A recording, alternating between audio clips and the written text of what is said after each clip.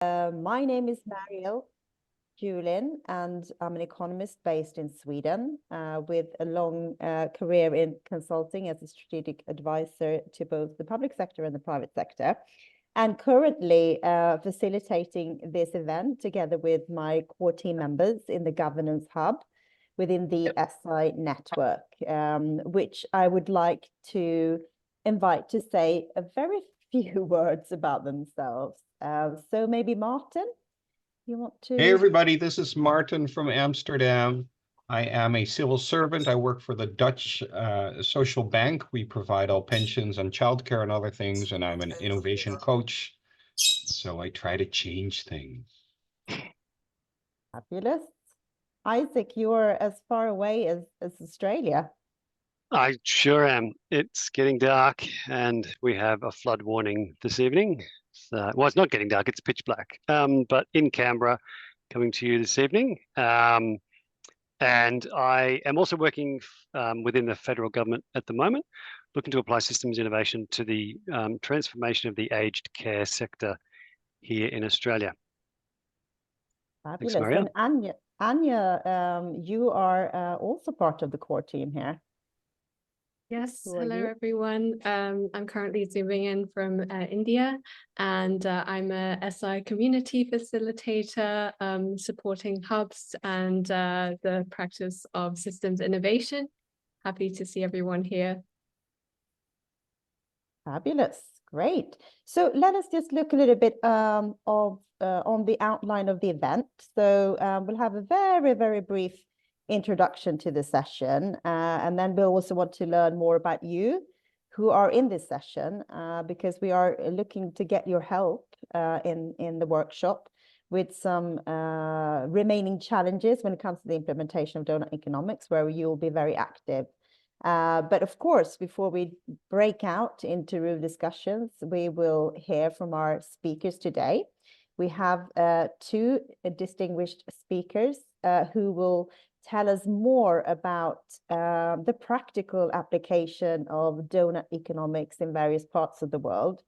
We will hear more from Stefan Persson, who's an innovation manager in the Swedish municipality of Tomelilla, who've been working with the framework over a number of years, and Leonora Grcheva, who is a planner based in the Doughnut Economics Action Lab, who is also responsible for citizen and regions. So she will also talk about various applications in different parts of the world. So we'll gain insights around the impacts of this approach to date, and also interestingly here we will also focus on what remains to be done, and this is where we need to get your help. So the session objective here is to explore case studies around the implementation of Doughnut Economics. We will learn through our speakers, of course, and the insights that you also bring into this session.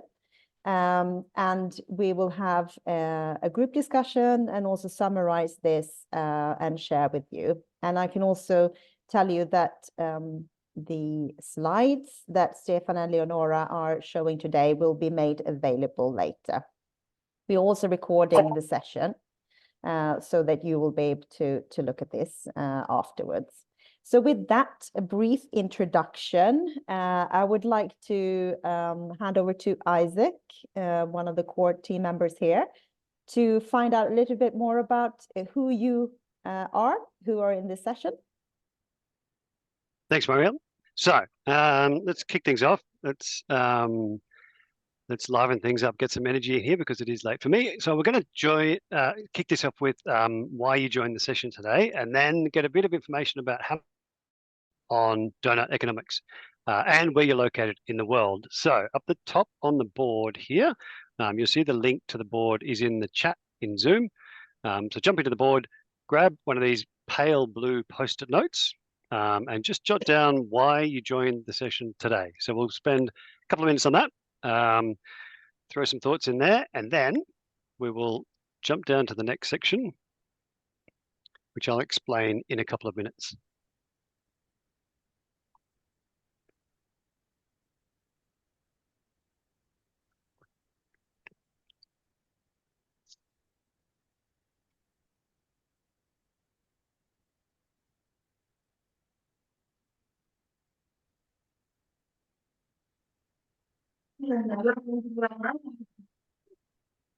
So we could possibly share the link again if there's someone new who's joined here.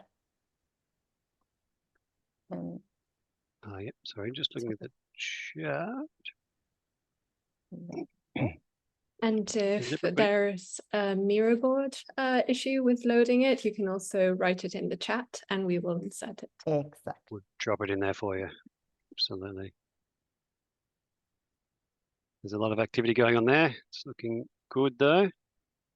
So once you have had the opportunity to note down why you joined the session today, and I'm sure there's going to be some intriguing points in there, just drop to the box below that and you'll see 3 different colored circles. Now they're an indication of how much you know about Doughnut Economics. If you could grab one of those circles that applies to you and place it on the world map below as to equivalent to where you are currently.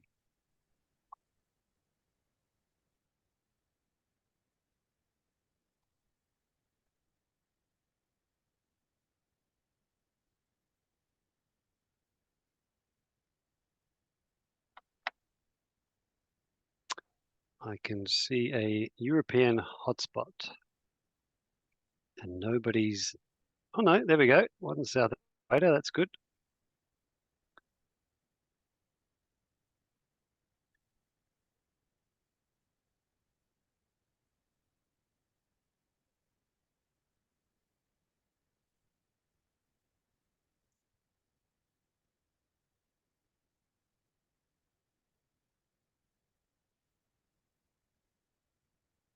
I can also see both extremes of our spectrum there. We've either got actively applying or only just learning. No one's choosing the middle, but that's okay. Hopefully after today you will. Good There thing we this go. isn't a live session where everybody walks like we are moving on that board. It's good to see a couple more down south. Loving it. All right, we'll give it another minute and then we will kick into the next part of our session. I think we've warmed up on the board nicely. Looks like everyone's quite familiar with it. Sorry, I didn't see, there was nothing in the chat? No, nothing in the chat. If there is anything you want to put in the chat, dump it in there and I'll drop it on the board for you.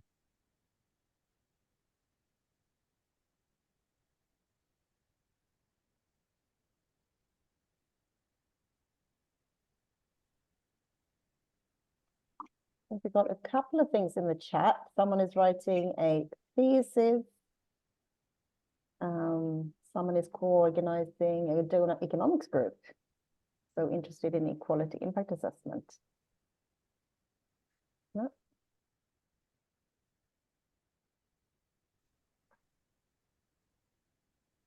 Someone's dropped Sweden there, and now I'm not going to be able to guess where that is in Europe. So Marielle, I'm going to ask you to drop that a dot on Sweden somewhere because Right, okay. I do know where that is. no, it's there somewhere, but Fortunately. I'm going to miss it. So Scandinavia. I shall do that.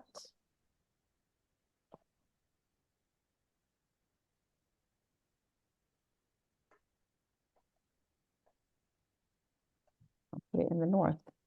Julia, welcome from Canada, or in Canada, but from Mexico. Fabulous.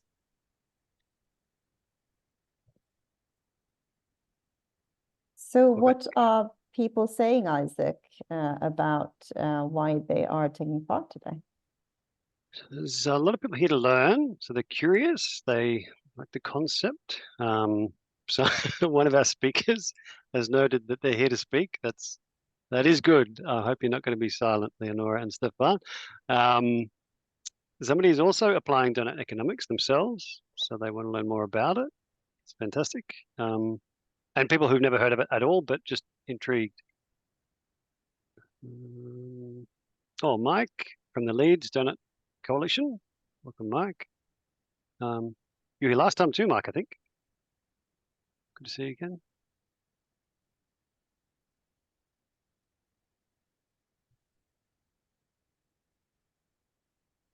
Yeah. Looking good. Okay, I think we've slowed down a little here. People are just viewing the board. Feel free to keep viewing, but we might just kick on to the next one. Ana, I will drop your dot on Lisbon in Portugal. Thank you for that. Ariel, back to you. Fabulous, great. So how interesting. We're in our previous session at the relaunch of the Governance Hub, we also had participants from all over the globe. So we're really happy to see that we're continuing having that same pattern. But of course, you've all been waiting for the opportunity to really delve into what the experience of Doughnut Economics is. So I'm really pleased to say that Leonora Grcheva from the Doughnut Economics Action Lab is here today, and she has kindly agreed that she will give, first of all, a brief introduction to the concept. She will also explore case studies from various geographic areas where this has been implemented, and try to draw out the lessons of the impacts and what we can see. But also, of course, what remains to be done. And this is where we'd like to hear more from you in the group session a little bit later. So Leonora, I have understood that you want to share some slides for this session. So I'm handing over to you to present. Thank you, Mariel, and hi everyone. Nice to see you here. Welcome. Nice to see some old friends in the attendees as well, and many new people learning. So I'll share today kind of an introduction, a general introduction. I understand most of you are to some level at least familiar with the concept, but I kind of will share it from scratch in a kind of a glimpse summary of the core concepts, and then focus on how they're being applied in local government specifically. So I'm the lead in the Doughnut Economics Action Lab, supporting the work of local and regional governments, experimenting, exploring in various ways, putting Doughnut Economics into practice, in policies, in practices, and processes internally. And I'll be focusing on giving a bit of an overview and some common glimpse through some case studies, and share kind of some common learnings and challenges before passing on to Stefan, who will deep dive into a single case study. And just also to highlight that there is a lot of work happening with Doughnut Economics being applied to other places, to non-local governments at community level, in businesses, in organizations, etc., that you can find out about on DEAL's website. But I will be focusing really on the public sector work now as the event is framed. Right, so I'll start sharing my slide. My timer, I forgot, is not working. So if you can nudge me if I'm starting to run a bit too long, Mariel or Anya or anyone. Absolutely, we'll do that. And also, can I just say that please feel free to write questions to Leonora in the chat. Great. Okay. Give me just 1 second. Am I sharing my screen? All good? Yes, all good. Yes. Great. Right. So starting from the start, what is Doughnut Economics? It is originally a book called Doughnut Economics, 7 Ways to Think Like a 21st Century Economist, offering 7 ways to think like a 21st century economist, really written as a way to challenge some of the thinking of 20th century and 20th century economics specifically, where so much of the discussions and the policies have been framed around this idea that progress is measured through GDP growth, that this curve always growing that you see on the left side is how progress, human and planetary progress should look like. And this curve is always, kind of conveniently cut off of the screen, not showing that if you were to continue it, it will just grow on forever, which isn't really something that can be done on a planet with finite resources.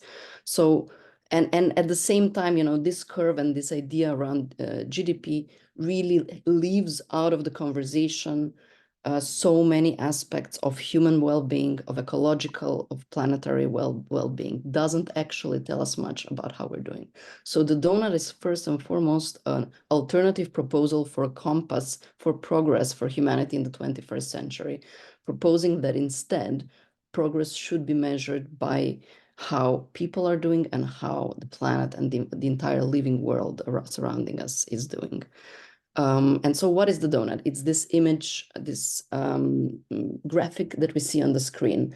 And what does it represent? So if you imagine humanity's use of planetary resources, of Earth's resources, radiating from the center towards the outside, we want to use up enough so that no one stays in that hole in the middle, so that all people cross over that inner circle, which is the social foundation, so that all people have met their basic needs, their needs for water, for food, for health, for energy, for housing, etc. All these themes that you see on the inside, on the middle. So we want everybody to be outside, above that social foundation where everyone's needs are met. However, we cannot let our collective use of resources push over that outer circle, the ecological ceiling, because that's where we start breaking down the planetary systems that hold our planet into balance. That's where we start, emitting too much CO2 emission, causing climate change and depleting the ozone, and causing too much air pollution, and causing extinction of species and mass biodiversity loss, etc. So the donut aims to hold this vision together in one image, that the compass for human prosperity should be meeting the needs of all people within the means of the living planet. So leave no one in the hole and don't overshoot the limits. And these kind of themes on the inside are drawn or crowdsourced from the Sustainable Development Goals agreed by all global governments. And on the outside, we have the 9 planetary boundaries identified by a team of Earth system scientists just over a decade ago, which are these systems that have a limit, that hold the planet into balance, and that when we push them too hard, essentially can start causing planetary scale damage. And climate change is only one of these. We have ocean acidification and chemical pollution and nitrogen and phosphorus loading, which is fertilizer use, freshwater withdrawals, land conversion, biodiversity loss, air pollution, and ozone layer depletion. So all of these systems are helping keep our delicate planet in balance. So if this is the progress, the vision of progress, and the relationship that this invites to growth, and this idea of GDP growth, is that we shouldn't aim for growth whether or not we thrive, but aim to thrive whether or not we grow. And that's why one of the 7 ways to think like a 21st century economist is to be agnostic about the idea of growth, to not be repeating this frequent political or kind of technical mantra of growth equals good, growth equals human development and kind of progress. And so if that's the progress, that's the vision of progress, how are we currently doing? This is the mirror of how we're currently doing, based on quantifiable indicators, both on those planetary boundaries and kind of selected indicators for the social foundation dimensions. We get this image that is sadly not even updated. Kate and our data colleague are currently working on the latest, based on the latest coming out from the planetary boundary team as well, that is showing more red wedges on this screen.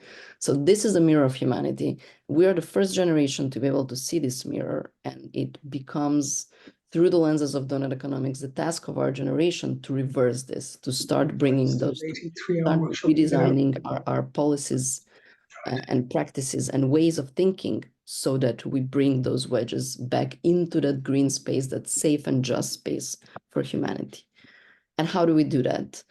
By changing the way we think, and then changing the way we practice in many ways. And we have not enough time today to focus on all these ways and what they mean, although I invite you to explore them. We'll focus briefly on 2 of the 7 ways, which are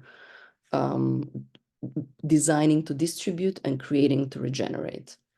So what does that mean? We're basically saying, to change the future, we need to change the dynamics of our industries, of our economies, of our processes. We've inherited these degenerative ways of working, degenerative economies, where we take Earth's resources, we turn them into things, products, this cup, this laptop, this table. We use them, sometimes even only once. We'll lose them and we throw them away to waste. We take, we make, we use, we lose. And with these linear ways of working, we keep on running down Earth's life-supporting system. We should be turning these linear lines into circular so that we become regenerative by design, working with and within the cycles of the living world, using materials less, more slowly, sharing them, relying on renewable resources, and reducing the pressure that we put on the planet. And what does it mean to be regenerative by design? It isn't about inventing something that doesn't already exist. It's about recognizing the practices and ways of working that already do exist and aiming to bring this into the mainstream, essentially. So moving away from being degenerative in this example, we're looking at product design, and degenerative working being subtly and invisibly guided by this question: how much can we get away with all of these kind of industries, really relying on a design model which is built in obsolescence, designing things to break, to need to repair, to need to be renewed, new models all the time, parts that you cannot replace, that you cannot fix yourself. And it's no longer enough to just move towards being sustainable, make everything recyclable, asking how much do we have to do to keep at zero impact. It's no longer enough to have zero impact. We need to be actively regenerating, restoring the resources of the living planet because we've caused too much damage. We need to be guided by this question: how much can we possibly do? And in this example, it's about designing to repair, modular design, sharing economies, etc. And this is just one example that can be seen through many, many sectors and ways of thinking and working. But it's to just look at the environmental impact. We need to always look at the two sides of the coin, and this is what the Doughnut invites us to do. So looking at the social dynamics, we've inherited economies, processes, ways of thinking that are divisive by design. So we capture opportunity and value in the hands of a few. We continue to have growing inequalities in countries. Billionaires growing in numbers and becoming richer, people living in poverty, and more people kind of falling under the poverty line. So we need to be redesigning the systems and the ways of working to be distributive by design, where opportunity and value are shared with everybody who co-created, and that's all members of society. And again, many examples of what that looks like already in so many practices and case studies, but not as a way of, not as the default in which our societies function. In this example, we're looking at housing and extractive housing models that we see in so many, if not most, cities. On the divisive side, we have empty properties being held, people, companies, organizations owning entire thousands of apartments, while people in the same city are homeless. These are divisive systems, and we should be moving beyond just affordable housing and towards sharing value, sharing decision-making power, sharing governance with models like community-led housing and other models where people's needs are not only met, but the values and the power is also distributed through them. So these are just kind of some of the big transformative ways of thinking that are kind of hidden, that are brought through Doughnut Economics. But how do we kind of bring them back into, let's say, a starting point, an actionable starting point in a place-based way of thinking in local and regional government, in places, cities, towns, villages? And we start that by asking this kind of big guiding question: what would it mean for a place to live in the Doughnut? And we've developed a set of framework and a way of, and a set of tools that we call Doughnut Unrolled, because we're saying, to get into that safe and just space for humanity, we need to zoom it in. We need to look into what it is that we need to do in our own place with our own powers to move towards that safe and just place for humanity. And when it comes to thinking about a city scale and a local government taking action, we need to recognize that we need to be looking both at the social foundation and ecological ceiling, while recognizing that we have, while we think about our local aspirations, we need to be thinking about our global responsibilities as well. So in these two sides of the ecological ceiling and social foundation, we add the dimension of local and global as well. And we come to this big guiding starting point question for all places and all local government starting, which is that many of you are already familiar with, which is how can our place become a home to thriving people in a thriving place while respecting the well-being of all people and the health of the whole planet. And this question holds these four smaller but very big questions. So the kind of looking at this new axis of local and global, we have the local social question: how can all the people of our place thrive? This is about meeting the needs of all people in our own place. The local ecological lens: how can our place be as generous as nearby nature?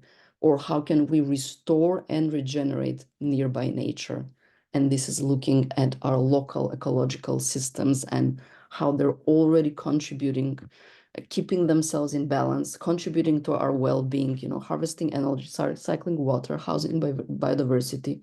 How can we learn from them, replicate them, and try to match them even in the ways that we design our places, while also restoring and regenerating the damage that we've done?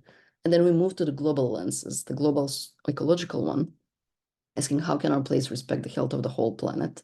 And this is about recognizing the impact on those planetary boundaries that we have with the actions in our places here, whether it's through our transport systems and how we move around, how we heat our homes, or what products we consume. You know, what is the damage that this causes on, you know, climate change and kind of land conversion, pollution, etc. And finally, the fourth lens is the global social lens, asking how can our place respect the well-being of all people? And this is about recognizing the connections that we have through our actions here on people elsewhere, outside of our cities, outside of our regions, in different countries and parts of the world even, whether it's through global supply chains, whether it's through various policies, whether it's through waste export, you know, what is the impact of this building being built here? Where were these materials extracted from? What was the impact on the communities there? And what were the conditions on all the workers involved in the supply chains? How often are these invisible? How often are we unaware that we rely on slave labor and destruction of local communities for our benefits here? And how can we take action to make more and more of these things visible, transparent, and just? So these are kind of the four holistic questions and the four lenses that are the starting point of bringing the donut into practice at a local government scale. You know, each of them have this set of themes and dimensions, and this can become a starting point to take action in various different ways. And we've developed a set of tools to help places get started. It's kind of workshop tools, methodological tools, Miro boards, and various different things. And this could, for some places, this is only a conversation board. It's only a way for, you know, different departments in a local government to start talking about the common vision, about everybody's work through a holistic lens, seeing it all on the same canvas and through the same lens. But equally, it could become the basis for new ways of measuring progress or measuring the state of place through this methodology that we call data portrait of a place. And data portrait of a place is a methodology essentially in creating that overshoot donut with the wedges that you saw that's on a global scale, aiming to do the same thing at a local scale for your place. So, and how do we do that? For each of the lenses, looking in each of the sub-themes, we ask, what is your target here, or what should your target be? What should you aim to do? And how are you measuring that? What is the best available performance indicator to measure that? And how do those compare? And this can be, so in this example, you see targets.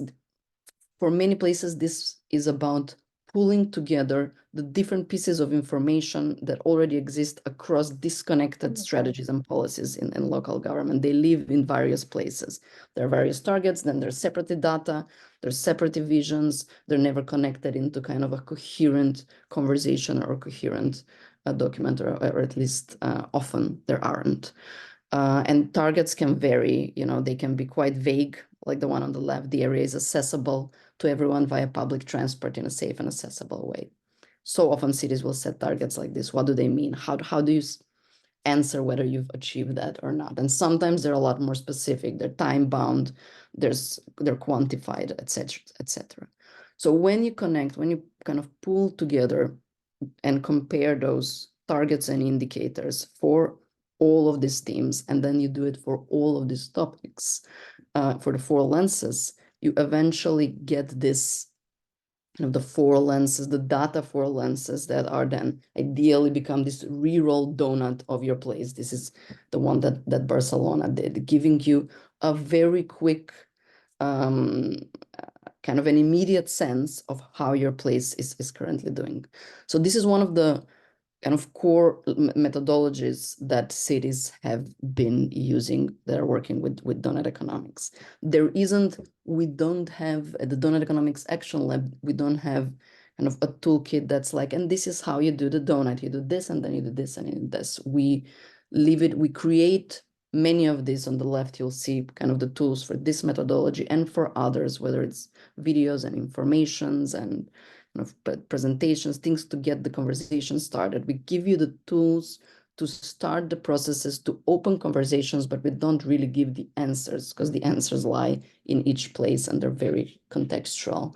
So what has been emerging in practice is a combination of kind of the starting tools and the innovation, experimentation, and brilliance of so many cities that are doing it in action. And we're kind of continuing this common learning journey. So as a result, what places working with Doughnut Economics have done varies very greatly, and there isn't a single way to work with these concepts, and places have done a lot of different things. We now have the beginning. Amsterdam was one of the first cities to get started, but more and more cities are joining, and probably over 40 now around the world have in various places brought Doughnut Economics into policy, and a lot more are exploring and in the early stages of exploration on how to do that. And this is, I won't go too much into the details of each of these, but this is a guide that we developed that in a way attempted to consolidate an understanding of the various different ways that places get started with Doughnut Economics. For some, it's, looking at the far left, it's just about starting conversation and internal learning and new ways of working across silos, or testing on specific project, kind of bringing in these lenses on already ongoing projects. For others, it's been about bringing in these data ways of working and a lot of policies that come out from that. And yet from others, it has been about bringing a whole new kind of compass across a lot of the policies and strategies, and therefore a lot more of what we're all interested in today, systemic ways of working and thinking and collaborating across government. So I'll share a kind of glimpse through some case studies, and kind of how the pieces can get connected in between one another, and some challenges that come out of that. So as I said, for many places, they start with developing this data portrait methodology. They start guided by this idea, okay, to measure, to define the state of a place right now. You'll see kind of here the portraits of Yerevan and of Brussels, with the idea that then becomes kind of a monitor. So for many places, it's a starting point in developing in Copenhagen, they're developing a new annual process in which you develop this, and once a year, you review the trajectory and where you've gone better, where you've worse, and how you need to be redefining your priorities, your budgets, your key projects based on where you are. But it also becomes this, what we're aiming to do in Brussels is kind of this common, as I say, this dashboard for the transition of a region. So this common dashboard for not just the local government internally, but all the different stakeholders, businesses, organizations, municipalities that work to have kind of a common compass.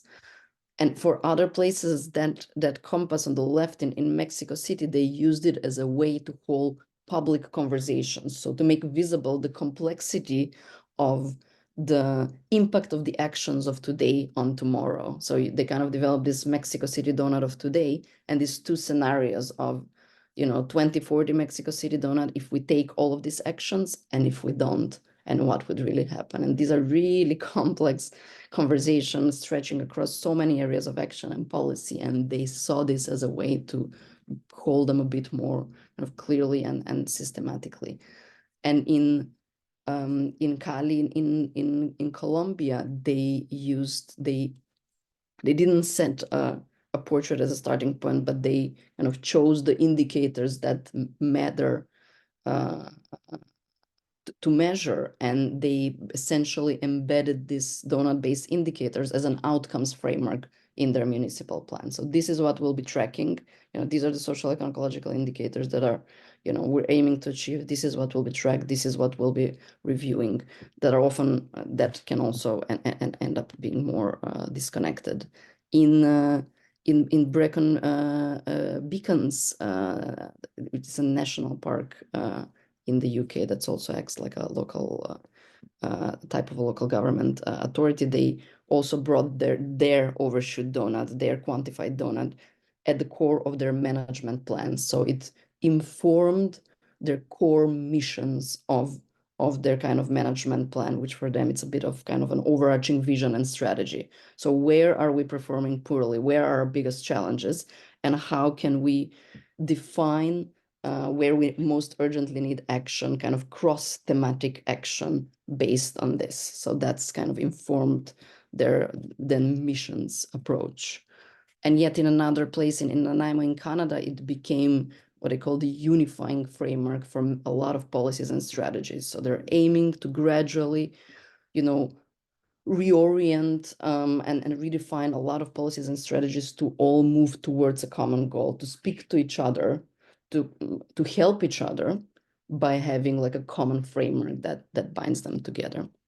And finally, final case study in some places, this is Cornwall in England and Valence-Romance in France, they've been designing impact assessment processes based on Doughnut Economics that can be linked or standalone from kind of an overarching portrait and a vision, where you're assessing the potential impact or ongoing impact of projects, of policies based on their kind of impact on various social and ecological indicators. So rating these from kind of having a long-term positive, short-term positive, no impact, short-term negative or long-term negative impact, and using this as a basis for decision-making and also as a way to kind of steer projects in a better direction, asking them already from the onset to think about more systemic impacts rather than kind of sectoral or departmental niche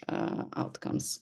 So I'm sure I'm kind of using too much time already, so I'll wrap it up quickly by sharing some kind of common learnings across. One is why we keep on hearing local governments engage with Doughnut Economics, some of the learnings and common reasons, let's say, and common benefits that we've been learning about, which is one, because many places have seen these as new tools and pathways for setting a new transformative agenda and for setting a new conversation, new type of conversation about the future in this age of crisis.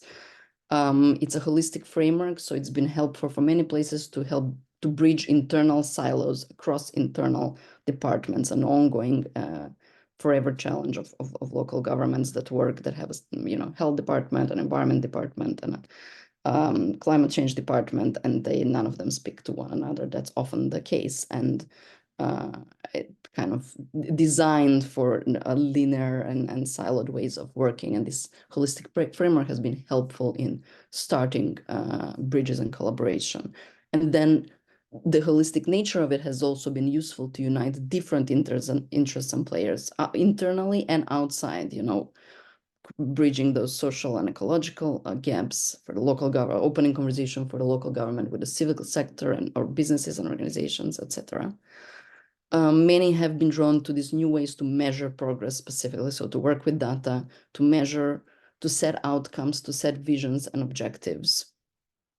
The strong visualization has been a strong draw for many because it has a powerful mobilizing impact. It helps communicate, it helps make visible and tackle complex issues, which in turn helps with building public buy-in, an internal buy-in, kind of political buy-in, public engagement, etc. And finally, often people are also drawn to the narrative of hope and optimism, where we're seeing the problem and we're setting a common vision forward rather than a kind of a narrative of doom and despair, which many of us get drawn into for understandable reasons nowadays. And some common challenges to wrap up. There are many more, of course, and I'm sure Stefan can share more in details, but some definitely recurring one are the ongoing risk, like with any new transformative concept, of greenwashing and superficial engagement with, kind of just the donut without looking at the deeper concepts, without changing the ways of thinking, without looking into what does it mean to be transforming the systems and just being like, oh, well, we can just show our social and ecological outcomes. Anyone can greenwash that into, based on the data you build into it, it can become anything, and it can become superficial if it doesn't. And for many, it can be a challenge within governments with like more kind of departments and individual actors pushing on either side of this conversation. Often the lack of data or no access to data, capacity to engage with data, ownership of data that is being held by various organizations, or just disconnected data sources. It's something that often local governments don't have inbuilt capacity. Many do have. Many end up collaborating with universities. Many are struggling because they don't have the resources for either, and they want to do this. And so it's a common challenge, and there isn't an easy way to be working with new ways of measuring progress. Then there's the challenge of setting hard or soft data targets, or quantifiable qualitative targets as well. So these are inherently political. So and therefore susceptible to watering down. The real ambition is built into what we define is good in a place, where we set our target. We can, and if we're doing an impact assessment, what we grade as green. We can set that the real ambition is we're net zero, and we can applaud ourselves that we're doing an amazing job if some project is net zero. Or we can be regenerative by design and set the real ambition to be actively regenerative and sequestering carbon and being carbon positive. And that changes how we see ourselves and our action through the lenses of this. Then the overarching resistance to new paradigms and the challenging growth narrative, and typically and often it's most inbuilt into the economic and finance departments in places that are very much kind of built around specific and quite rigid ways of working. So it's hardest for many of the change makers in local government to get through them. And therefore it remains to be a challenge that many places are already tackling and starting to link new ways of working with budgets and finance, where really the ultimate power lies. And finally, kind of the final, and maybe we'll come back to that after in the challenge, is that local governments so often as organizations are not designed for system works. The processes, the hierarchies, the very organizational design isn't fit for systems work, and often this is a challenge for all these new ways of working. So I'll stop sharing here. Thank you so much. That was truly fascinating and a really good introduction, I think. Very nice to see all those kind of visuals as well, and obviously this approach allows for tailoring to local needs in terms of how you want to use it, in terms of setting a target for, as we saw in Mexico City, comparing with if we do nothing, what happens then? So it's really interesting to see. I have one question before we let Stefan delve into the experience locally. But you touched upon this, obviously applying this practically will necessitate some tough political decision making.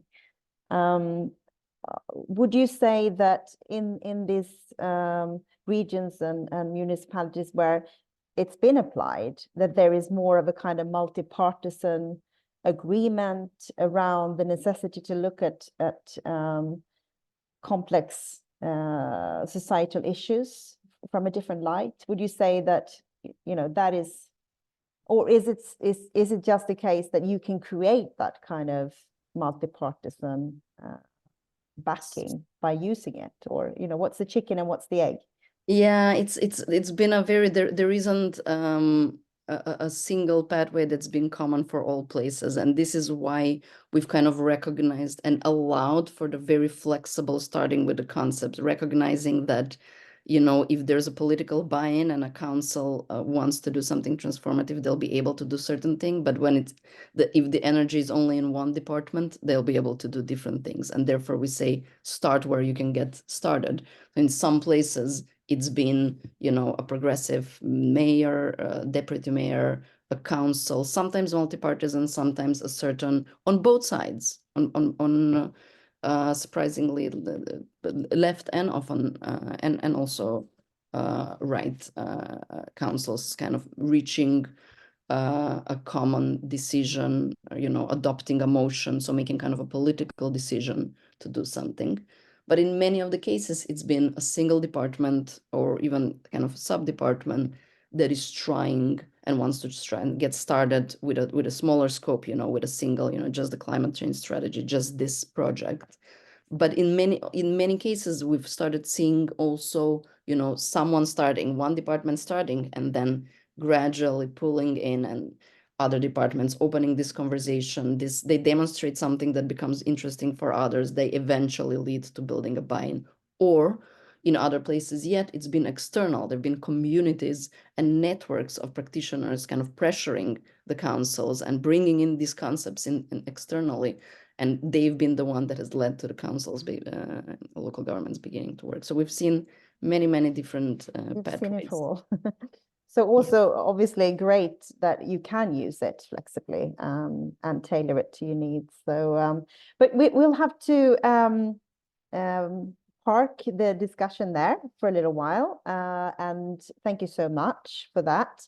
And now move to Stefan, Stefan Persson, who has extensive experience of working around trust-based governance and innovation in the public sector. And he is also an innovation manager in the local municipality of Tomelilla in the south of Sweden, where they've also been applying Doughnut Economics. So we're really intrigued to hear from you, Stefan, about the experience and the sort of learnings that we can have from you. So I think if you have questions to Stefan and Leonora, please do write them down in the chat as well, and we'll try to answer them later.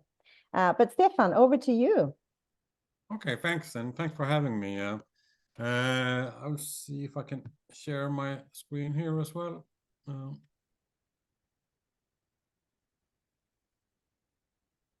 That works. Yes. Implementation of the Doughnut in Tomelilla. First, just a brief about me. I'm a strategic developer. Innovation is just one of my areas. I also work with policy development, trust-based leadership, decentralized leadership, and quality from a more overarching perspective in the municipality. So, and that's because we're a very small municipality. We're about 14,000 inhabitants, so we don't have that many specialized experts in our municipality. So many people, many of our employees have a lot of different hats and different roles, so we try and help out in that way. So where and what is Tomelilla? We have a vision that says that in Tomelilla we cultivate food, culture, and creativity. Our joint innovation power provides nourishment and sustainable growth. And this vision is about 4 years old now. We really tried to implement it in the way we're thinking. So it's a very live document for us. It's not something that sits on a shelf. It is very much on a daily basis. We work with this vision. We like to think in new ways and new perspectives. And this map, for those of you that are from Germany or Denmark and Sweden, probably recognize some of the parts of the map, but it is turned upside down if you look at normal maps. So you have south in the north and north in the south.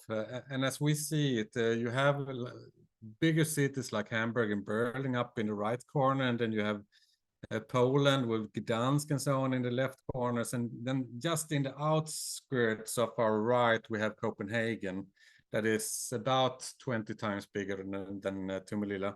But that's how we would like to see it, that the Tomelilla is kind of in the center of our development and our perspectives, but we have this world around us that we need to take into account as well. We've been working with Doughnut Economics for about 3 years now, working within 4 main areas right now. It all started with the quality of life program that our politicians took decision on to replace our environmental program and our public health program and put those into a simple program with quality of life in focus instead. And then adding also social sustainability. We didn't really have a program for social sustainability. So now we have this umbrella program for both environmental issues, social issues, and public health issues. And if you take one complex area and add 2 more complex areas, it's not getting easier and less complicated. It's very complex for us to work with. So what we saw was that we need some form of new tool to evaluate and measure the progress in this program. So that's where it all started. And it's also important for us to remember that for us, it was a civil servant initiative.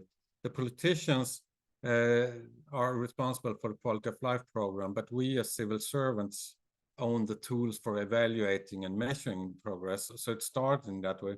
And that's very different from places like Copenhagen or Amsterdam, where there was a political decision that they should work with the donuts. And that very much affects how they work with it and how we work with it. Another tool is for dialogue. Leonora showed you the method of rolling out the donuts, creating those 4 lenses. And this is something we've been working quite a lot with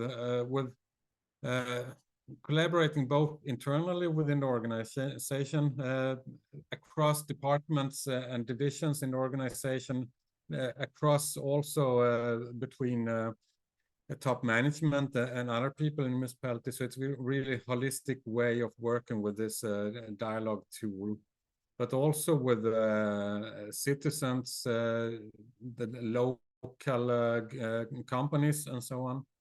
So it's a way of connecting quality of life program with very hands-on workshop material.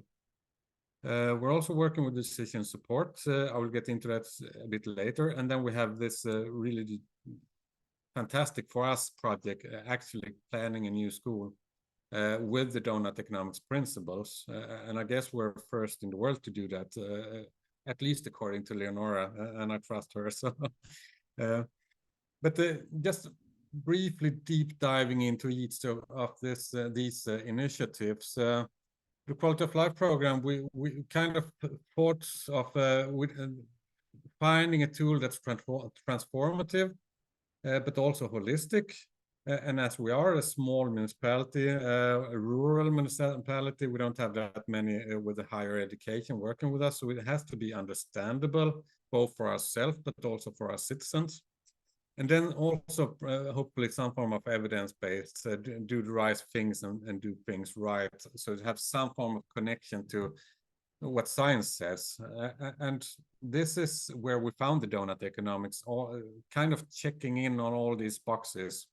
So that's why we started to work with it. And now we're working with a place portrait. This is actually a year old because we're working on a complete data portrait now, very much inspired by Amsterdam from the start, but then also moving away from Amsterdam to copy other places in the forefront, Brussels, for example, and Barcelona, and Grenoble, and other places around the world that really push the borders of how to make a data portrait. We will also have this whole donut measuring if it's green or red, and that's quite a struggle for us to both keep it simple enough to actually make an annual report of it, and make it so easy that we may it doesn't take all our time, but because we have to have time to do the workshops and everything else we're doing as well, but still some form of evidence based, so it's kind of connected to the actual data and can measure progress in a good way. So it's also always the struggle between catching everything and still keeping it simple. When it comes to workshops, this is just one of the examples. I think we have had 15, 20 workshops at least with different stakeholders and different perspectives. This one was actually one of my students. We have a cooperation with the university to have interns, and this is one of my interns that created this workshop all by herself with the colleagues in a project where we looked into abandoned houses. We are a rural society, so we have a lot of land where the farmers kind of buy the land and then they don't want to do something with the houses, so they kind of let the houses be abandoned, and so the countryside slowly dies if you don't do anything about those houses. So we try to connect both the abandoned houses with the land use and also catching on to the trend with dream houses and renovation and growing your own food and so on. So we got a lot of attendees to this workshop. So it really caught many people's attention. So that was one of the ways of kind of getting people together around a common course and creating also a holistic picture. We also invited real estate agents and property owners. So it was a way for our real estate agents to really meet both the municipality representatives, but also the citizens in another context than just selling or buying real estate. But also going into another perspective was decision support. We have challenges with having good support when taking political decisions, but also civil servants' decisions. The way it is now, we have kind of when we have up on a political council, we write about the economic consequences, child's perspective, and environmental perspectives that should go into all political decisions. And actually, children's rights is a law in Sweden since 3 years ago. So we need to have that with us. But the challenge is these writings are often ad hoc. The different councils within the municipality are good at different parts. The family board, for example, are quite good at child's perspective, but not so good at the ecological perspective. And the city planning is better at the city planning, but not very good at child's perspective. But also we're lacking a lot of perspectives there. Even if we do have these perspectives, we don't have gender perspectives, equality perspectives, and so on.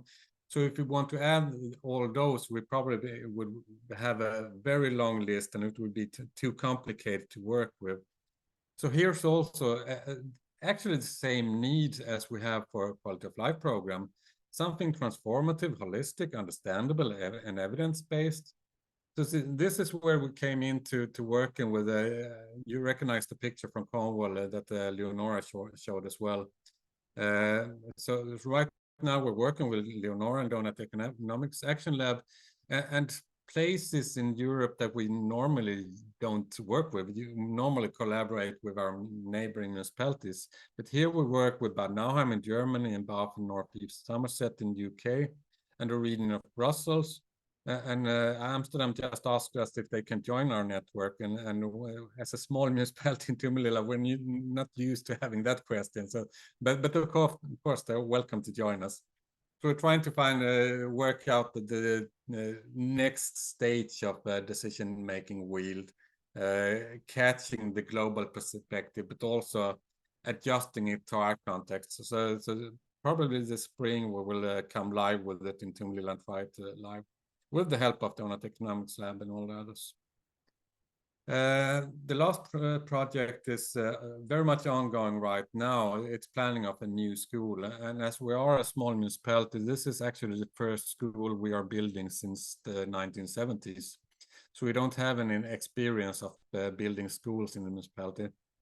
And this is actually one of the first and bravest political decisions. As I mentioned, we started out as a civil servant initiative, but the politicians actually took the decision that now when we're building the new school, this should be done by using the principles of Doughnut Economics. And we're right now in the phase that we're trying to develop a master plan for how the school should be built and what values we should include. And looking at it from a completely different perspective than most municipalities building schools would do. They would probably start with how many pupils and what's the budget. We don't have a budget yet because we don't want to start in the budget. We want to start with the questions we're raising here. How can we imagine build together a sustainable, inclusive future? And how can we create an education and recreational environment in a beautiful area that really sets the standard for the future and from a global perspective as well? So it's completely different starting point than usual have. Early phase, we could still end up building a school very traditional, but at least we're not starting in that end. We're starting from a really holistic perspective. Some of the ways we've really have positive experience from working with Doughnut Economics. The first thing is that we have this international network. We're not used to work in this context. You see on my screen here, Tomelilla's right beside complexity, uncertainty, Mexico City, and Triunfo. That's not where we usually are. We're usually very much on a more local context. But the experience from this is that we have so much both to give and to get from the others and learn from each other. I've been in a meeting with a guy from Mexico City, for example, working with strategic development, and Mexico City and Tomelilla are very different, but we found common ground in Doughnut Economics and could really understand each other's challenges and what we're trying to create. So that gives you a great context. Another thing is positive attention. Attention in itself doesn't have an intrinsic value, but it does have positive consequences. For us, it turned out that we're the first municipality in Sweden working with Doughnut Economics, and it's created a lot of headlines in newspaper and magazines. It also attracted attention from a lot of researchers and other municipalities. So it helped us build a much bigger network, both within academia, but also public sector. And it's actually rendered into new innovation projects that we probably wouldn't have if it wasn't for the attention we got from working with Doughnut Economics. And a very interesting thing also that it kind of spills over to the NGOs. We now have a local climate network in Tomelilla with a sole purpose that they want to help us in our climate work. So it kind of spreads outside the municipality now as well, much because of the positive attention we got. Remaining challenges that I think you could help us with in the workshop afterwards. We're still struggling with finding a good balance. We started as a civil servant initiative and we're working towards a political level and citizen engagement, but it's still not kind of the holistic perspective in it. It's very much small dots here and there. So the challenge is really to connect the dots and creates a holistic movement within the whole municipality. Also engage in the local companies. We have had workshops with them, but they're not really engaged in the work. Another perspective is more from an organizational point of view. We want to move towards a holistic system, but it is a jungle. We have both old and new policies. Very much a jungle. And I guess if you work in a public sector, you will recognize this. It's not like we have one clear program steering towards one clear goal. We have 1,000 different programs and strategies and policies documents, some that we sometimes not even aware of, and some that should be gone long times ago.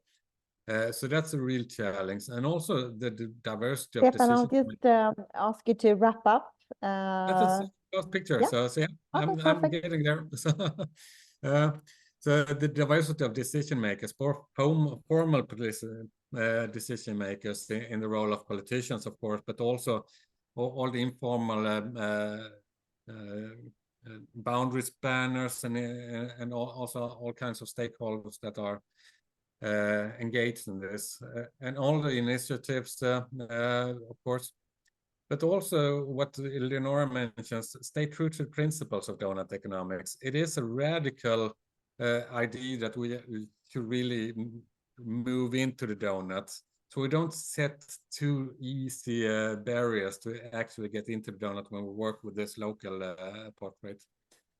And then also, of course, we are still a small municipality, rural municipality, so we have to keep it simple. And that's a great challenge. I think that's actually the biggest challenge.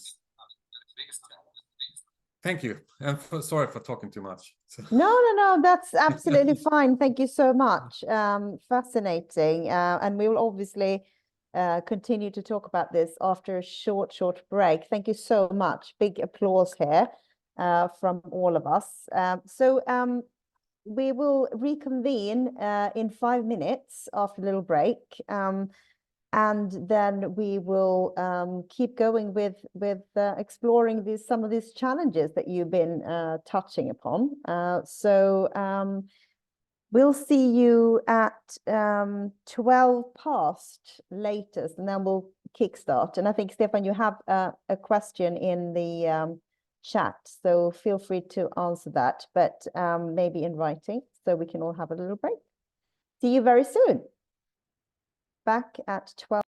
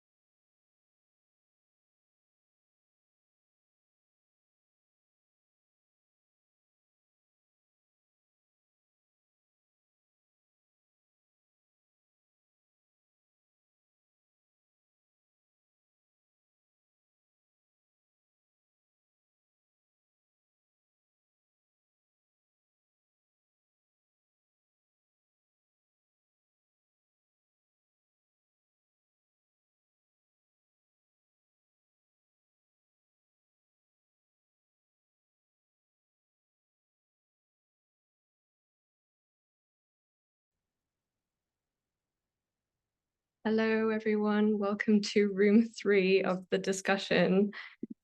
And yes, so while everyone is just joining in, I'm just going to reshare the Miro board.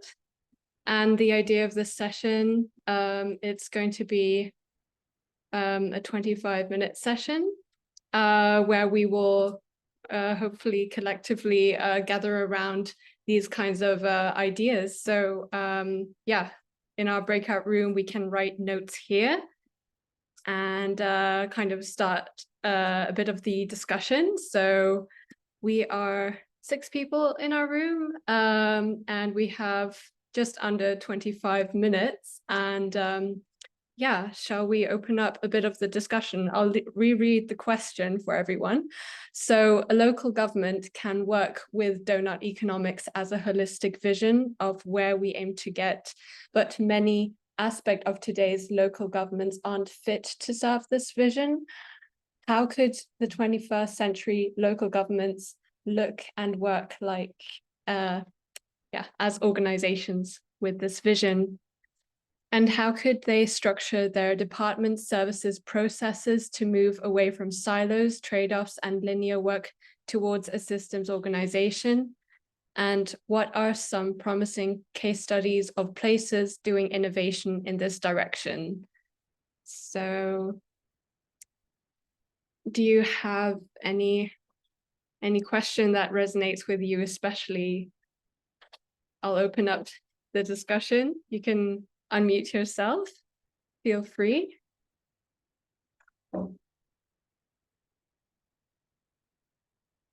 And grateful that we also have Stefan in the room. So hopefully we'll be able to help out Stefan. Does anyone want to start? And I'll be writing notes. I'm one of the people who just came because I'm interested and would like to learn more. So I have no concrete answers. Right, no worries. But I think working in the regional level of Skåne, of southern Sweden, it's when we talk to the different municipalities and even how we are structured ourselves, I could see all, like the structural, the silos, the people working in their own little environments. And sometimes when we work with innovation, I can see it's like, okay, well, there's like 8 actors, different governmental actors that are working on the same topic, the same problem. Are they not talking to each other? Do they not know what the other one is doing? What's going on here? And if we could, put all of our efforts together or have some sort of overarching understanding of what all the little hands are doing, I think that could be very powerful and helpful. Yeah, that resonates with me somehow. In silos, working with very parallel but very similar challenges, and it would somehow be helpful to have some kind of more information between different departments, sharing ideas and almost the same challenges within an organizational structure. Definitely. Does anyone want to add to that?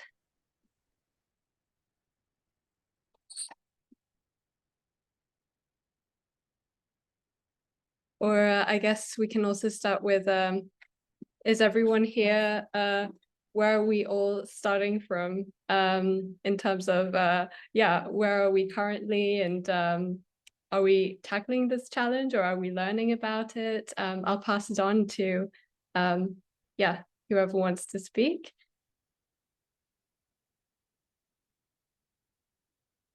Yeah, does anyone want to, Borka? It's kind of an interesting thing because we know that a lot of local governments are very dependent on the country's governments, the funding that they get. Even though we want to create these just economies, unfortunately we still depend on financial means to be able to do something properly, right? So in terms of the holistic view and sharing information and not finding the right information, local governments not talking to each other, or even departments not talking to each other, there's also a problem of information pollution. And lack of staff as well, and other things. And my background's in architecture mainly. I actually know Leonora. We're good friends, and I'm living in Sweden now, and I've moved towards interaction design and user experience and so on. So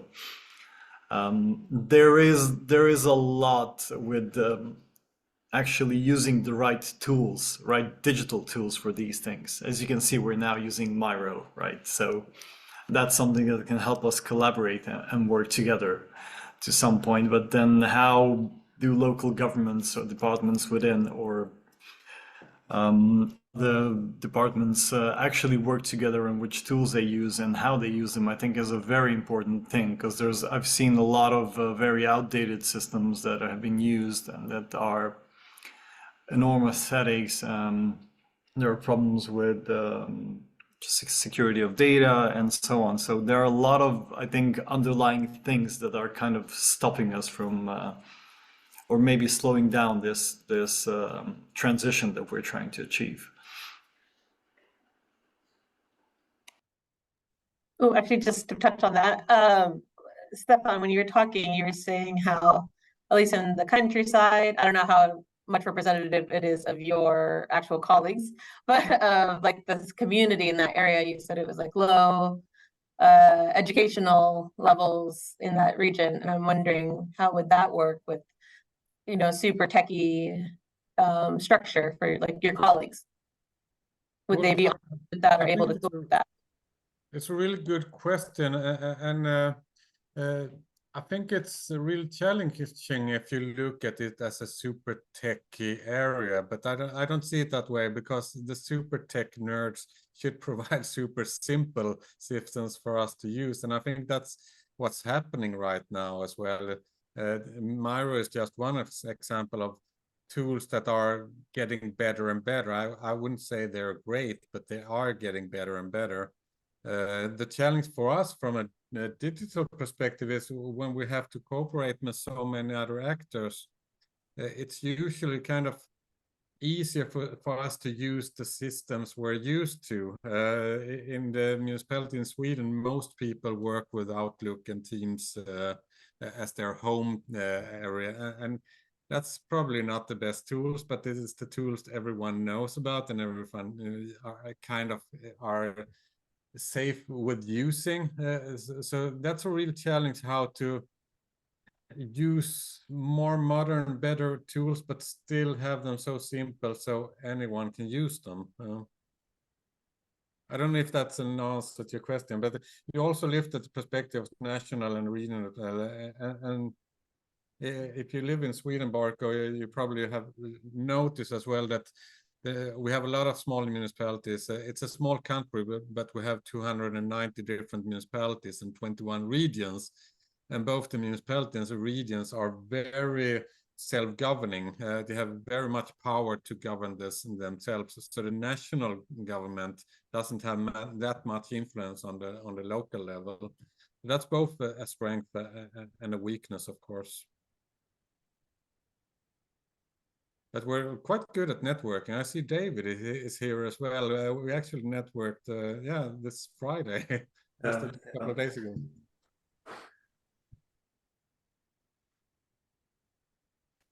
You mentioned that you're collaborating with a lot of different municipalities around Europe, but it seems like all of them are in Western Europe. Are you trying to get to communicate more with some other, maybe from, I don't know, Eastern, South of Europe, or even Asia, the US, and so on? We do. We do have contact with Canada, for example, a municipality in Canada, and I've had meetings with a municipality in New Zealand as well. But it's and Leonora is actually working with trying to put together a network from of people from all over the globe that kind of are in the same position, because I think we have so much to learn. For example, we had a meeting with Doughnut Economics Action Lab, where the consultants that been working with Bhutan about well-being and how to steer towards well-being took part. But it was with consultants from the UK, so I would really love to get engaged with the civil servant and policy makers in Bhutan as well, and other places that are not that Western. So it's a good question, and I hope to build that network as well.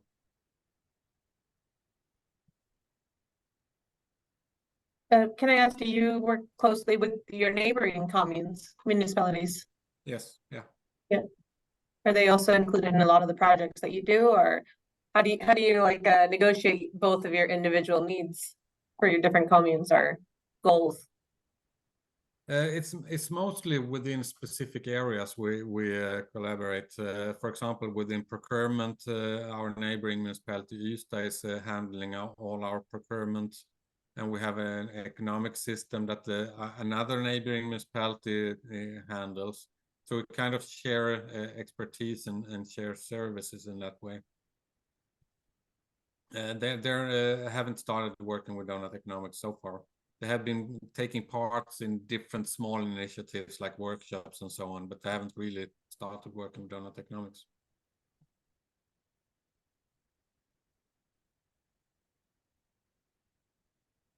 Yeah, I'm just going back to the questions a little bit.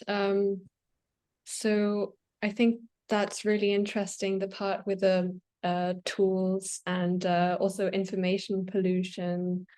Does anyone have a kind of a case study that kind of tackles these challenges,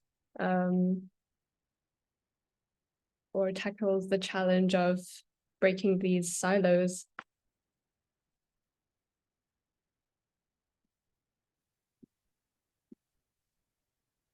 Yes. Yeah, Stefan mentioned that a lot of people from the councils of municipalities, they use proprietary software like, you know, Microsoft Office and so on. I am a big advocate. I'm working at Mama Uni now, so I'm a big advocate for using free and open source software, because it's software that's usually made by communities, and it's the code is open source, so anyone can contribute and so on. So it's a sort of a better way to, in my opinion, to keep the projects going and not being stuck in a proprietary software that, as we know, sometimes might not exist anymore, which has been the case with a lot of smaller projects from Google and even Microsoft and other companies. Another problem that I've recently read about was about digital sustainability, and how just in the US, junk mail is guilty of, I think, the destruction of 100 million trees just in the US, just from junk mail, which sounds absolutely insane, but we see the importance of this digital sustainability, and how these things that are so seemingly small can really affect a lot on larger scale. And I think that these are some things that we can learn from and adapt and share between people. There's been thankfully a large push from the EU about, you know, protection of privacy and so on, but yeah, I hope that things are gonna keep moving forward. I'm sorry, there's someone at the doors ringing. I'll be right back. No worries. Yes.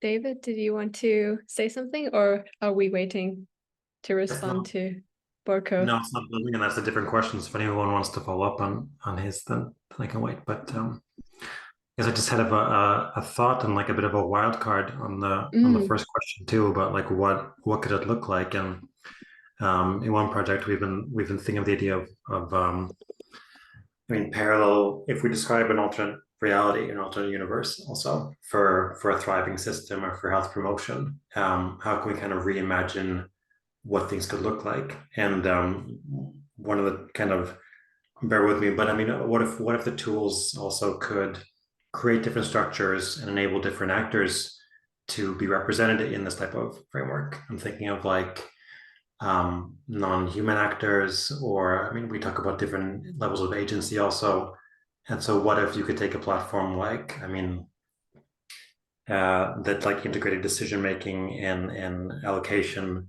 There are these things now with DAOs and decentralized autonomous organizations. But if you could take that and have, I mean, actors that are not traditionally at the table suddenly be represented in some way. I wonder if that would kind of create a different type of structure where you could collaborate around different issues, maybe across governments. I don't know if you understand or I understand what I'm thinking, but I could kind of bridge off from that with thinking of it as a system and thinking about closed and open systems. So even open systems seem closed exactly because of the inaccessibility. So what are the barriers to open these systems for information to flow? Even if the intention is open, it still might be closed. And I guess you're talking about, different ways of, opening these already closed systems because of all of these barriers.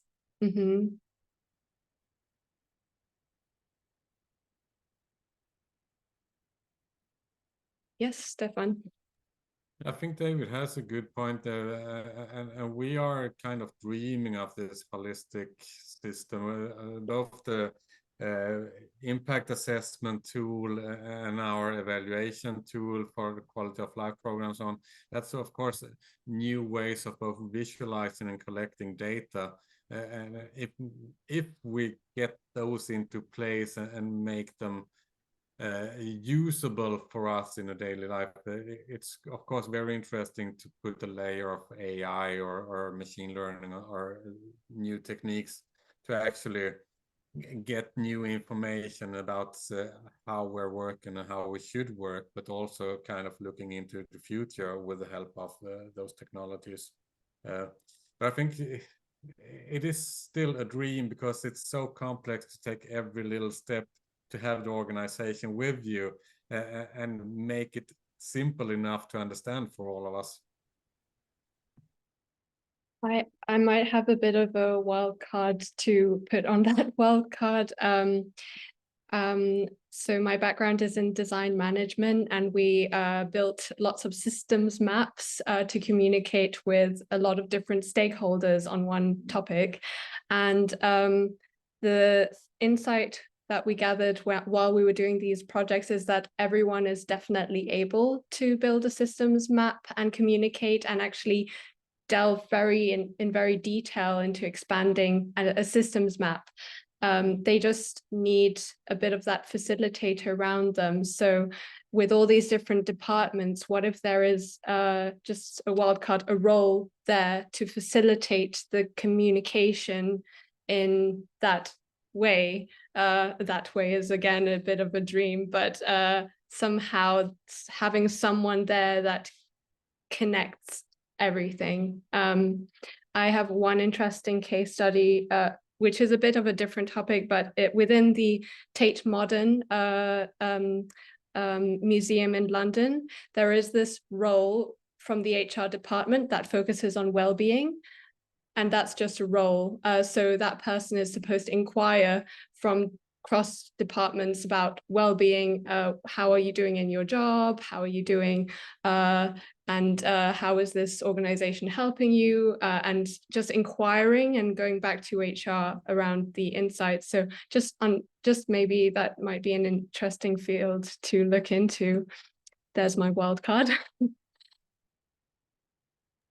I think that's also starting to become a common role, but I've seen that type of role before in different like IT consultancy agencies, for example, where there's like the human, what was it? I forgot the role it's called, but basically, the well-being person that is not the HR person. They have very distinct roles, but that is their main goal.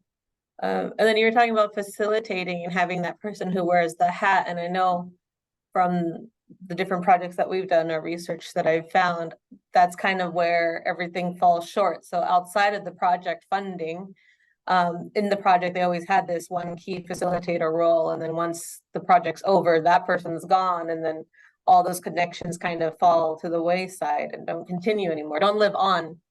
So I don't know if there's a way to continue that facilitation even outside of a project budget. I don't know, our timeline. I think maybe there's something else that's had to be putting in. I mean, yeah, to connect it to maybe policy or regulation or law to have both those things at the same time. You know that in Wales they have the Future Generations Commissioner also, who tries to represent the future generations, but it's also then like that's also a legal framework, so people have to take into account these things, and so it makes, I think it makes that there's both a voice for someone who's not heard, but also a requirement. I think also, like you were saying, Stefan,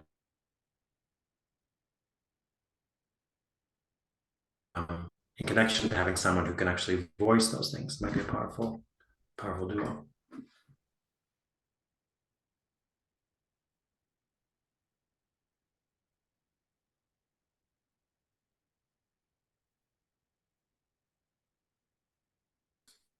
I can just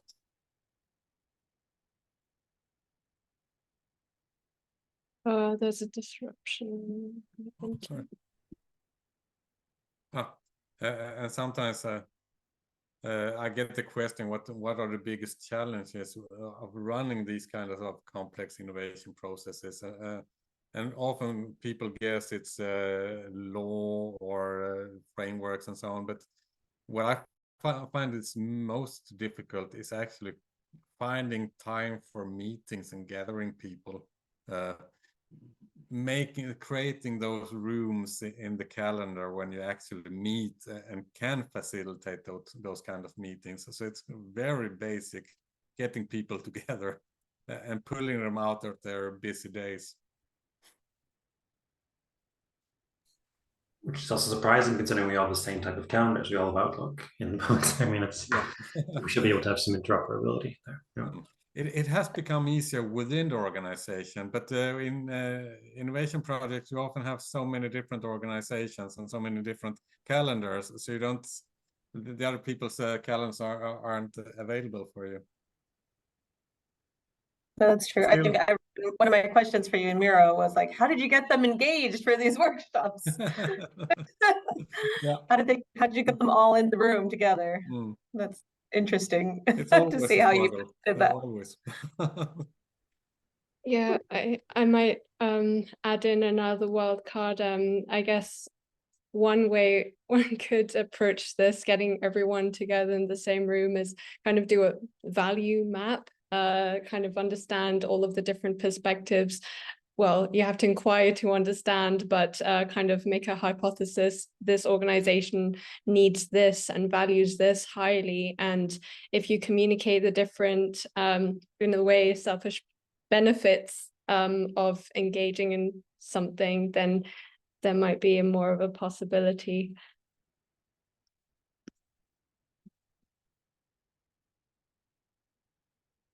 And even things that are somehow don't seem connected, that's something that we found have a lot of common values, and one sector might have different kind of projects or goals, but they actually there are definitely common values between departments or different sectors, and just finding and communicating, this is something in common that gets something to engage a little bit more.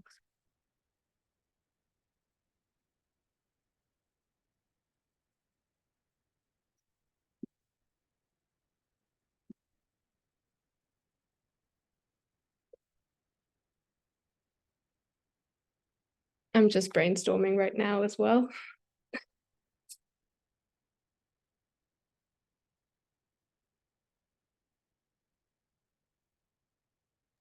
I'm curious, do we know of any examples of people, I mean, organizations working with Doughnut Economics that have then transformed organizations because of it? I mean, or who have, whether it's kind of, what do you say, deconstructed their own organizations or changed them radically? Is that? I think quite a few are on their way of doing it, and not so far as I know, but and it's still so new. I mean, Amsterdam was first, it was 2018-19, so it's only 5 years old. since the initiative started, and to find out that you actually have to reorganize yourself, it takes a couple of years, and then it takes a couple of years to actually do the reorganization. So I don't know any cases of that now, but I think there will be in 5 years or so.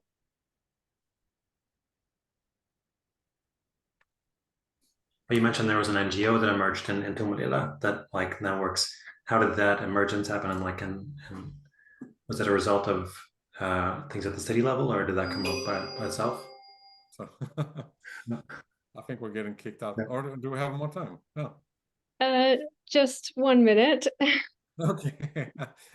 Yeah, then the NGO is great because that was a direct consequence of our actions within the municipality, working with a climate program and working with Doughnut Economics Action Lab. So that was great.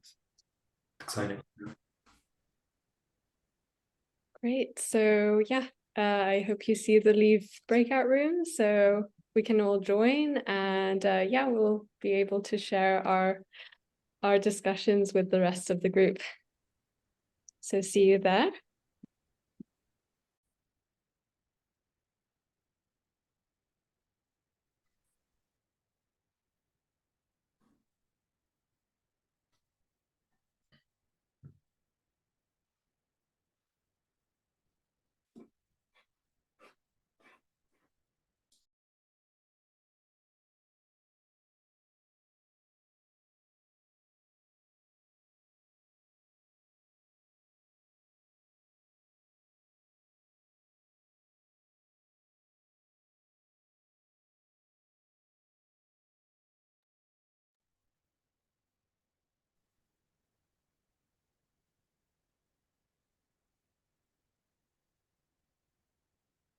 Fabulous. So we're all back. Martin. Yes, and As we're the back. facilitator. Yes, we're back. Yes, sorry for the shouting. It's an SNL reference, if people know that. Wow, I'm switching now in my head from a very good discussion to the plenary session again, and I'll play host. So I hope everybody had a good discussion for the little of 20 minutes we all had on this amazing large subject, and well inspired by some good talks and good input. So now we will hear from the various rooms what came out of it, and maybe even if we have time, have a little bit of an interaction, a discussion with everybody. Because hey, why not? Literally the whole world, or at least part of the world, from Australia to Sweden and to Quebec to what was it, Sao Paulo, I believe I saw. So very well, very good. And let's start down under. Isaac, how was your room, and what can you report out? 12 points, s'il vous plaît. Thank you. I wasn't expecting you to start with number 4, I must admit, but thank you, Martin, for throwing to me. I knew that. Yeah, I was reading the notes. I had to keep up. We had some fantastic discussion. Yes, sorry, you are sharing that to screen there. I'm going to start with Zoha's last comment to blow our minds. We had a lot of discussion about how we can apply this this theory, top down, bottom up, from the middle, at all 3 layers. And Zoha blew our minds and said, why don't we apply it in a circle, like a donut?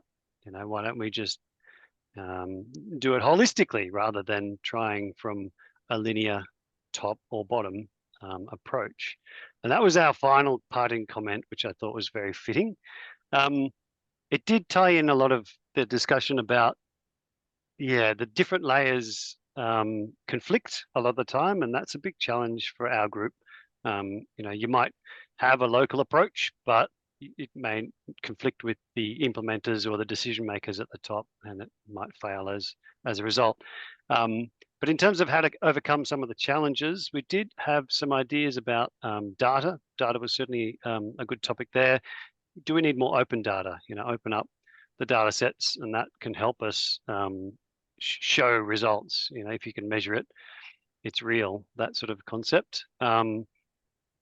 We also talked about some examples of where things were working well and then where things weren't working so well.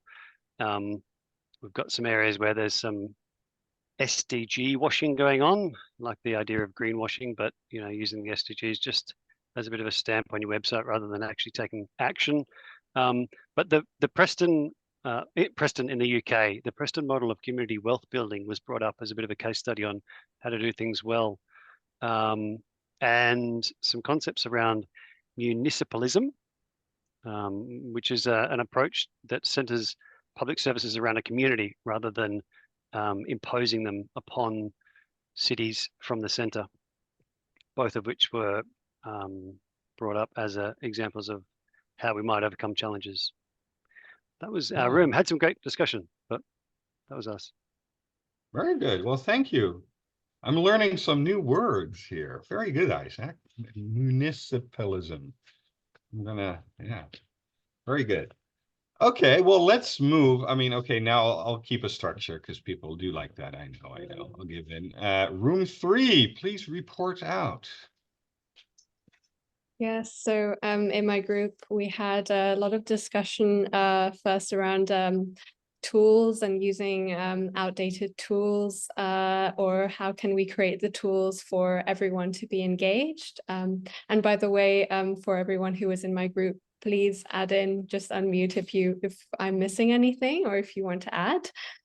So we were kind of talking about different softwares, and also the usability of these new softwares such as Miro, and how it still has some, it's getting better and better in terms of usability and inclusiveness, but how can we somehow still get everyone on board with using softwares to communicate and engage, and we were talking about open softwares as well, to kind of keep a flow and get things going, also to kind of build between the silos, and also very diverse topics around that as well. And we thought, what could it look like? What could kind of the better system look like? And how can we not dream and kind of make this work? But obviously then we talked about how firstly it's difficult to get lots of different people together. It's easier to arrange a meeting within an organization itself, but then for example, individual projects, it's very difficult to find possibly a common time and common reoccurring meetings, and that's also somehow an organizational challenge that we face. And yes, we also talked about possibly what if there were a facilitator to facilitate different departments on one common goal, and also a bit of legal frameworks to take things into account. That might also be a bit of a challenge. And we talked about these things, and anyone wants to add anything, feel free.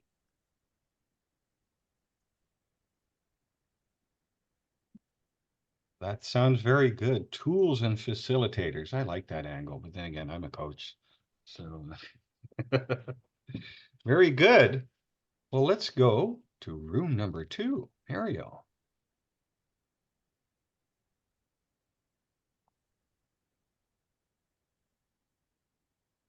We can't hear you, Mariel. So you have to start over. Oh, yeah, again. of course. You do need to switch on the microphone. Brilliant. Yes, done.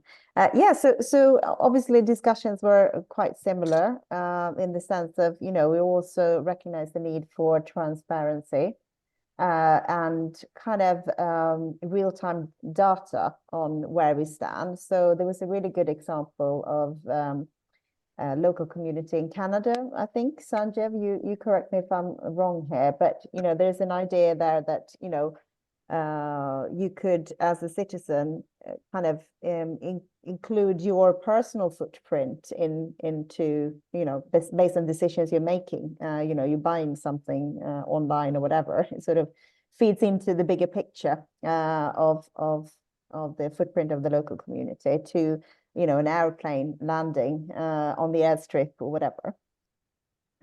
We also talked about obviously the need for kind of joined up working around outcome measures and not kind of counting widgets and just looking at activities, because we need to kind of focus on getting departments to work together across departmental lines, across these silos that are easily there for various reasons. We also talked about the importance of, you know, the local government seeing the civic sector, the not-for-profit sector, actual citizens as a valuable partner in this, so that it's not something where, you know, the civil service has the absolute truth, so to speak. So we need to get more citizen involvement in this, and that can also help to release some of the tensions around this kind of issue about just distributing wealth, or, you know, getting everyone in the community to thrive, that Leonora and were talking about earlier. Because obviously around this, making these changes that are not incremental but quite drastic, you know, there will be effects and consequences. So, you know, there is a need perhaps to get citizens involved, so that politicians also feel able to be part of this, because it's difficult. I just want to open up to my roommates if there was anything that you felt was missing here from the discussion.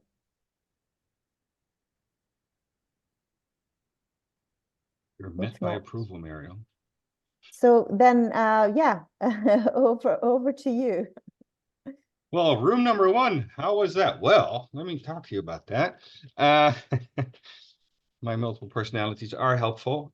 So we, after an introduction, we had a strong inspiration, I believe, from the city of Leeds. I believe Mike lives there, who really was able to paint a clear picture of the economic, I wrote it down quickly, the impregnable old economic-based politics and system that is in place.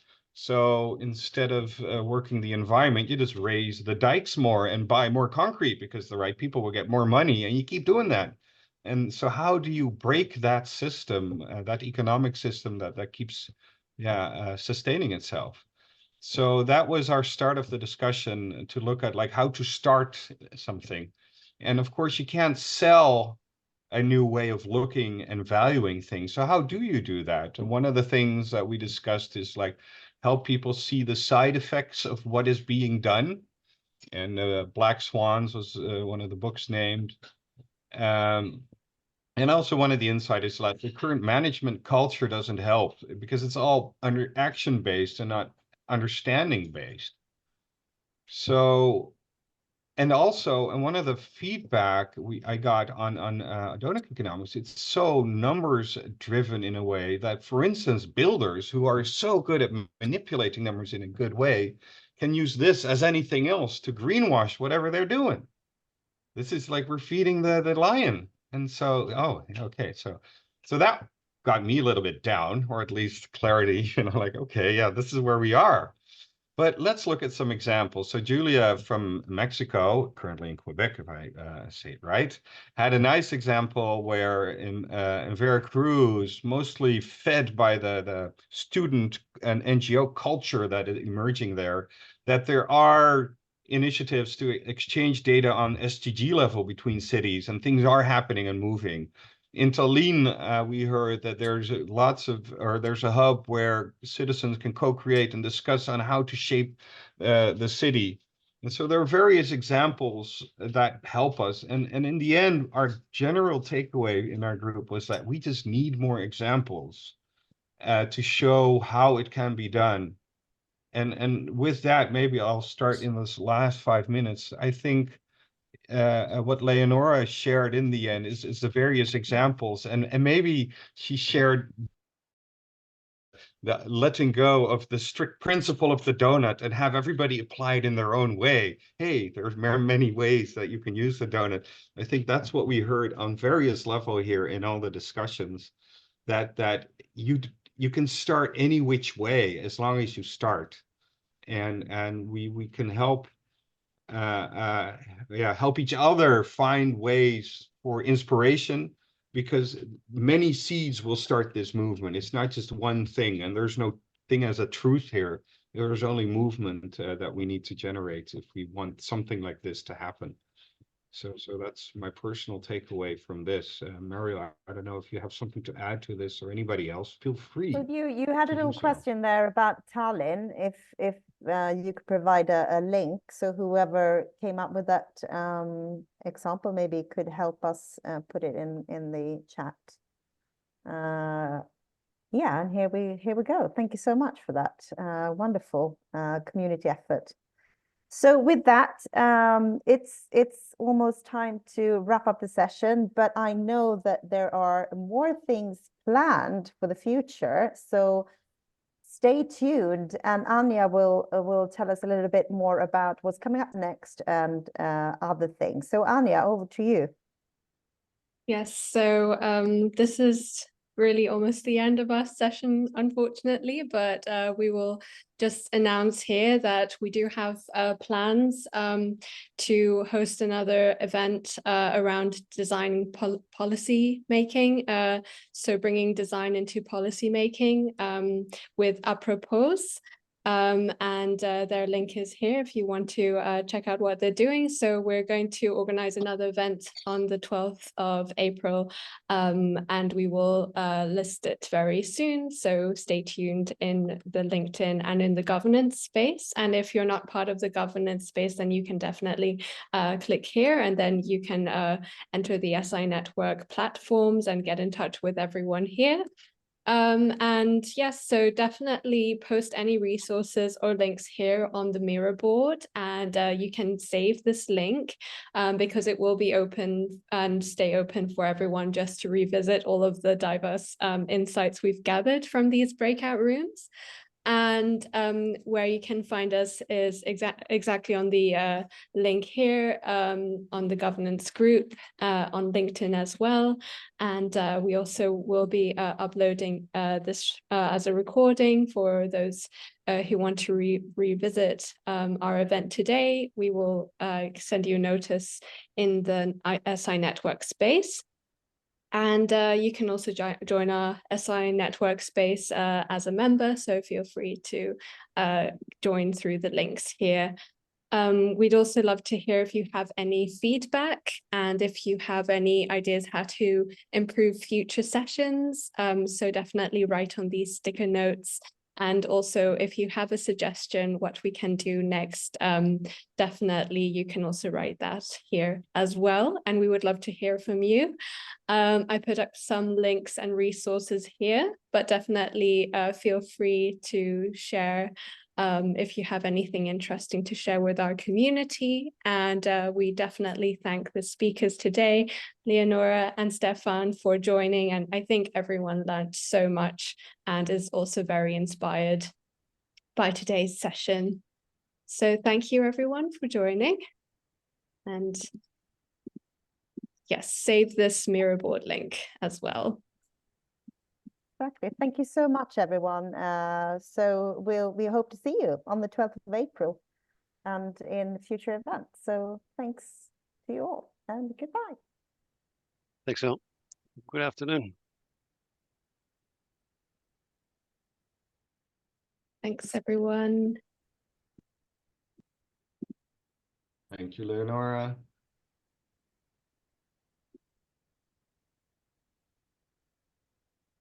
Thank you very much. Bye. Thank you. Bye.